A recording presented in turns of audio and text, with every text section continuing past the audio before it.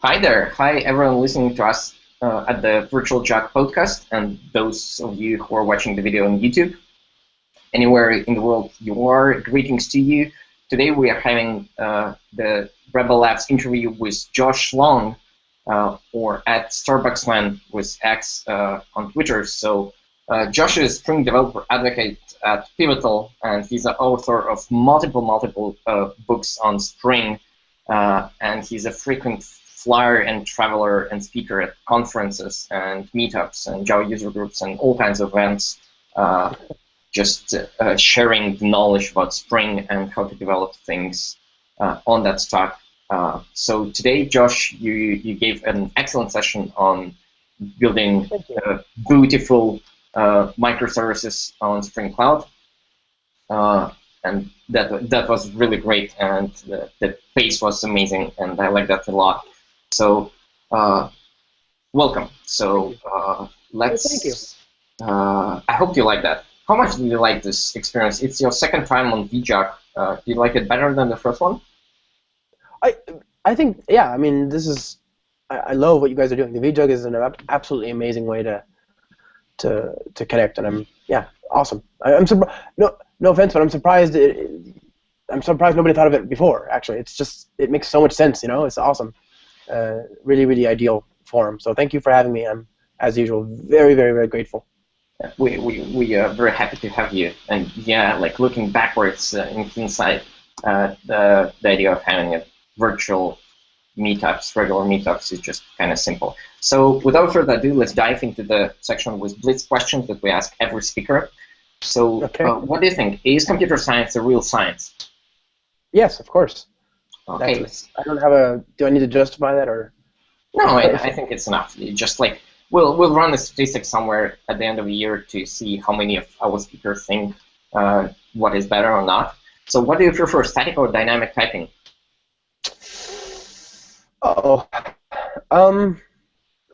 I prefer.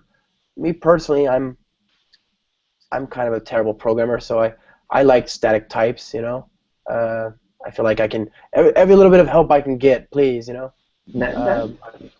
That's fair. But that said, I like dynamic languages. They certainly have their place. I tend to use Java a lot these days. Oh, spoken like a true politician, but like there is no shame in liking static typing. Lots of people do that. Well, there are really great people who can use either. I just happen to feel like it may be a crutch for me, but I can still walk. It's a personal preference, so that's all good. So, what's your favorite JVM language then?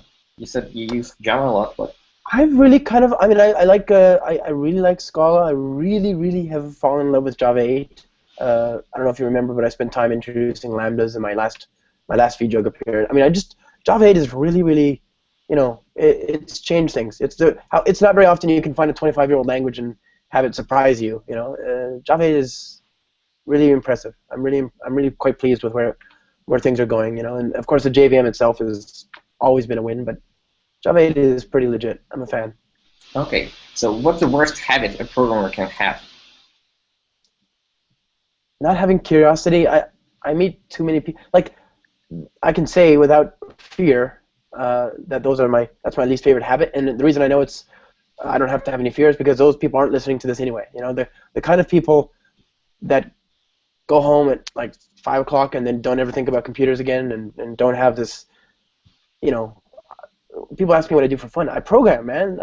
That's fun. That's where that's where I want to be. Of course, I can't just leave it 9 to 5 and then not care. These are the same people that go to work and start new projects in struts. Today. Like why? What are you doing? It might happen. I wouldn't go as having a life actually being the worst habit, but not having a professional curiosity and interest in learning is indeed not good. So, what's your favorite open source project? This should be easy for you.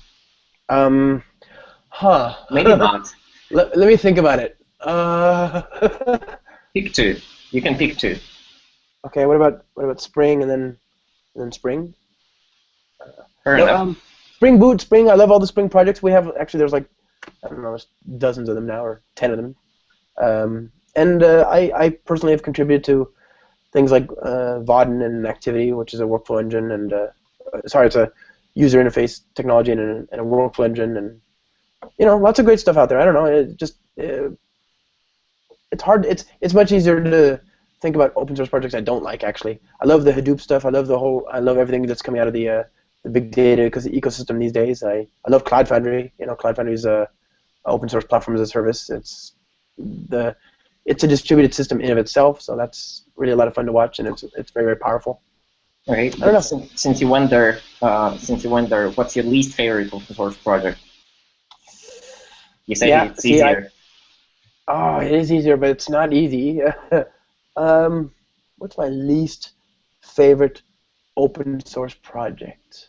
Well, you can avoid answering that. We are live, and I don't want to put you on the spot. Sorry.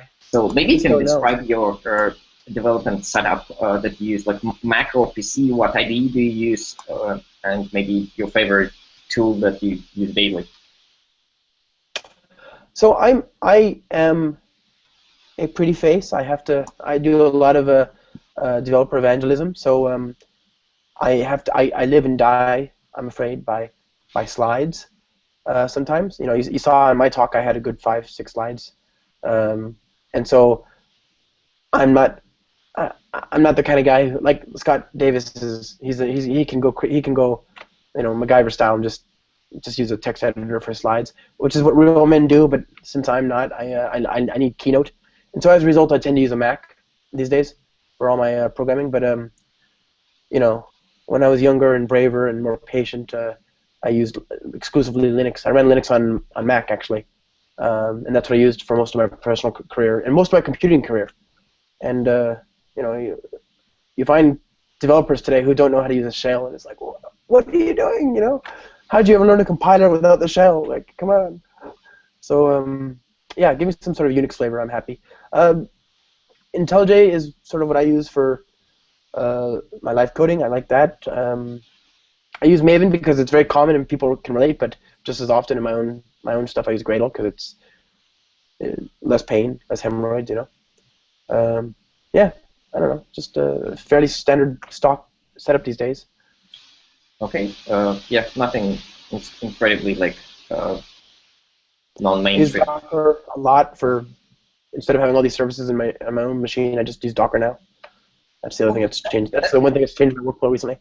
That actually makes a lot of sense since we're going into the age of microservices and we want to swap things as quickly as possible when they are out of order. Then using the common infrastructure and common tools is the best way to go. I'm a little bit surprised that, well, yeah, so you said that you use Maven constantly and love it. So do you think Gradle will actually overcome Maven pretty quickly, or will that be competition for years and years? I don't know. Will it overcome at all? Maybe. I don't know. Right now, everything I've seen indicates that people are using Maven. It's the majority. But that is not to say that Gradle doesn't have its use cases, because Maven tends to get really painful after the development cycle. If all you're trying to do is compile and build projects and get a jar out there, either will do just fine, right? But where Gradle seems to have really good sort of pluggability and extensibility is where I need to publish docs, or I need to deploy to this repository, or I have a pipeline above and beyond just taking my jar and compiling it. And also Gradle these days has a really, really good native code story. I don't know if you're aware of that, but they're doing a lot of really cool stuff around, for example, native DLLs and native.sos and dylibs and so on. That's actually pretty interesting. Imagine having Gradle-like infrastructure for your Objective-C project or for your Go project or whatever. I mean, that would be really powerful. So yeah, there might be other tools that kind of build tools that might occupy that section. But yeah, going polyglot is always a good thing, and given that we have different projects like mobile and IoT, that would the first one to go really polyglot and easy to use for all of them will win a lot. Exactly. So I think it'll be big, maybe not for the same reason we all imagine, but it's nice to have the same tool chain all the way through. That's a really cool bit. So let's talk about your session a little bit. So you showed us how to build a couple of really tiny microservices and how to connect them together. And you started with configuration and discovery service, and then added all the tools to kind of load balance and fall back from the errors and everything. So, and that's a really cool approach for the new project. You can easily do that, and well, not easily. It will take some experience, but like usually people can see how to achieve that. So, how would you go with microservicing an existing project? So, and why I'm asking is because going the same way is kind of tedious, and like extracting all the configuration and externalizing that is kind of not very useful, and the gain is kind of invisible, but the time will be spent. And the discovery service, since you have still like single monolithic app, that is kind of also like for artificial value until you go further. So how would you approach like a legacy project that needs splitting into parts? Well, so first thing, I would evaluate whether you actually need it, right? If you're not experienced, if your project is monolithic, but it's still small enough that you can get it out there whenever you need to, and you're not waiting for the teams to finish their piece, you know, if the business is able to respond on time, then why bother, you know? Who cares? If, on the other hand, you're trying to achieve some of the agility that we associate with microservices, yeah, I think the configuration is actually a fairly easy thing to fix, right? Because a lot of configuration these days isn't a property file, or it's some sort of file anyway, and Spring provides a uniform interface for that. So if you're using Spring in a monolithic application, it's the same mechanism. It's property placeholder resolution. It's the environment abstraction.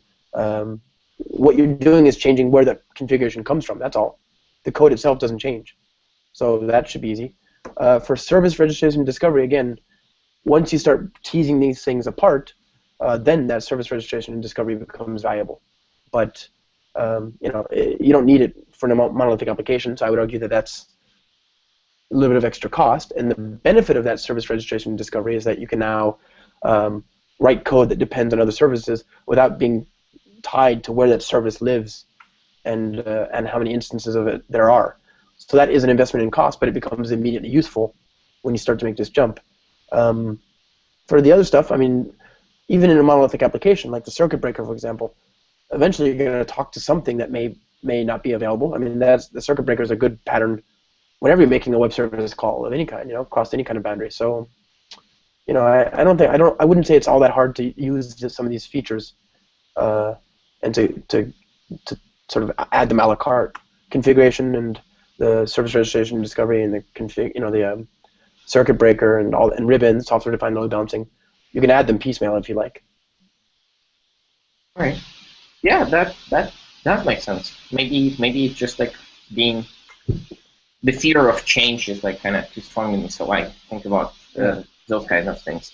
Well, maybe the last question is about Spring and projects. You said that there were like the magnitude of open source projects that Spring supports, and there are IO platform, Boot framework, XD, cloud data integration, social, Android mobile, and like whatnot. So what do you think unites them the most, and where does Pivotal want to lead this, like in general? What's on the roadmap in maybe like a year or 2 years? For Spring in general? Well, all of those projects, there are like many of them. Like, would they still be like separate, or will they integrate under some umbrella thing, or will like Spring Cloud kind of include all of them? Because, well, yeah. So how do you see all those Spring projects like in a year or in 2 years? Since a year is hopefully very much the same. So again, the reason we broke them apart is for the same reason we see people breaking things into microservices, is because we want to be able to move at different velocities, right? Spring Data, for example, is an umbrella project. It tracks technologies like Cassandra, Couchbase, Neo4j, MongoDB, Redis, etc., Hadoop, and of course these technology, you know, each one of them moves at their own velocity, their own pace. So each project that follows them also has to move at a different pace. Spring Social follows Facebook and Twitter and LinkedIn and so on, and those APIs change at various times, and so they also need to change. Spring Framework is the underpinning for all of them. So the common concept of dependency injection of certain AOP kinds of services and so on, That's common to everything. And if you understand Spring, then it's very natural to move up the stack and consume a la carte these individual features. Maybe I want to handle batch processing or big data or integration or building a microservice or a REST service or a web service. All of these things, you can bring them down piece by piece. So I hope they stay separate. I don't imagine them all ever becoming one giant Spring, because that'd be terrifying, and they're all united towards this goal of building modern applications. So of course Spring has a great backwards compatibility story. We still support Java 1.6, 1.7, and 1.8. Spring Framework actually runs on, in certain cases, it still supports J2EE 1.4, for very old customers running on WebSphere, WebSphere 6 or 7, are those, right? So we try and maintain backwards compatibility more than anything else out there in the marketplace, but certainly the thrust of new technology, of new innovation is about modern cloud-native scenarios, right? So that's where I imagine we are and where we're going. Yeah, hopefully in 2 years, Spring will be still the kind of one of the leaders in the open source project business going strong. I hope so. Spring Boot, I think, is the other thing. By the way, Spring Boot is now. Spring Boot, we released Spring Boot. Now things are building on top of it, like Spring Cloud builds on top of it, Spring XD builds on top of it, etc. So you'll see more and more, and actually Vaadin and Activity and all these other technologies, they have Spring Boot integrations, as well. Stormpath just released a Spring Boot integration. So I expect, how it used to be very common for people to build Spring integrations. Well, now it's very natural to build Spring Boot integrations because it's a new paradigm compared to what people are used to in the JVM. That's great. Good luck to Spring Boot then. Thank you. Do you think we have time for one more question? Maybe shorter answer, if you don't mind. Yes, sir. So naturally, during the last years, a couple of years maybe, lots of people went and came into Java industry being pulled by larger corporations, enterprises, and so forth. And for some time, Java and JVM wasn't the most attractive platform for startups or starting new things, right? Yeah. So that changed a lot with what you showed at the presentation at the VJAC session. That's just amazing. You created a bunch of services with almost no code, and that's a different paradigm for Java. Marketing view in Java should kind of reflect that. So how would you go with attracting new blood, new developers onto the JVM and onto the Spring stack? Because keeping this legacy views on those, it might be not that easy. I hear that a lot, and we see that a lot, and you're absolutely right. There was a time, and I think it's still very much, I think there's still this very, very perception that the JVM isn't sexy. It's not the technology platform du jour. But I disagree. I think Java 8 is a huge step forward if you're looking for a modern-ish syntax and a modern-ish approach to writing applications. Java 8's not so bad, and if you're looking for maturity, there's nothing, out there that comes close to the JVM. If you're looking for conciseness, right? I mean, we have great languages on the JVM. You saw earlier, I built a working REST service using Groovy and the Spring Boot CLI. I can stand up a working REST service I can tweet a working REST service, that works on the JVM today. So if people are complaining because they don't want to type so much or whatever, I think that's kind of a terrible argument. The JVM can be very, very, very, very concise, very pleasant, and of course the tools. I mean, it's ironic that people are phobic about the JVM because, of course, if you're going to be, the big boy web applications, the ones who have big boy pants, they are on the JVM. That's where you have to go. Twitter went to the JVM. Facebook rewrote PHP to be like the JVM. Google's on the JVM. eBay, Amazon, Baidu, Netflix, everybody, they're all on the JVM. It doesn't. If you want to get big, that's the place to go. You may start with Rails, you may start with PHP, you may start with Node.js, but it's definitely. I wouldn't be afraid of it. It's a very, very nice community. Oh, I absolutely love the community and love the tools. Well, yeah. We are kind of in a tooling business, so. I appreciate that. it's JVM and the community and the language. Java 8 is great. Like, do you have a favorite feature that will come in Java 9 or Java 10? No, not yet. I mean, I'm kind of curious about a lot of it. I haven't paid a lot of attention to it because Java 8 still just kicks so much butt. It's super fast. There is still quite some time until even Java 9 will become available, and so and value types and for everything like super interesting comes in Java 10. So maybe it's just not that close to it. So don't feel bad that you haven't picked your favorite yet. So with that, I want to really thank you. This was a great interview. It was very insightful. I actually learned things myself. So I hope this will be really educational for our listeners and viewers. Thanks a lot. Thanks a lot for the VJOG session. It's always a pleasure to have you and host you. It was really, really great. Thank you, man. Great to see you, and I can't wait to see you on the road, my fellow jet setter. See you elsewhere. See you somewhere. Yes, sir. Okay. Thanks a lot. Thank you, man.